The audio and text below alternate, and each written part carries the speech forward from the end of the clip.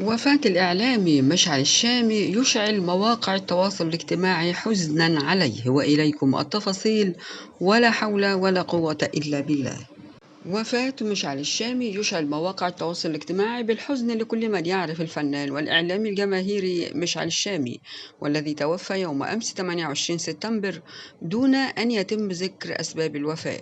ونشر العديد من النشطاء عبر مواقع التواصل الاجتماعي تويتر سابقا خبر وفاة مشعل الشامي، وعز الكثيرون من الرواد على تلك المواقع تيك توك وفيسبوك وغيرها في وفاة مشعل الشامي. ولم يتم التعرف على سبب وفاة مشعل الشامي، حيث أشارت تلك الأخبار إلى الوفاة دون الحديث عن سبب وفاته.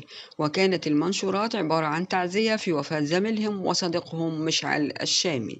مشعل الشامي مذيع تلفزيوني مقدم برامج وحفلات ومسابقات ترفيهية وأعياد ميلاد، مخيمات، مهرجانات، وكان يحيي العديد من الحفلات والمهرجانات.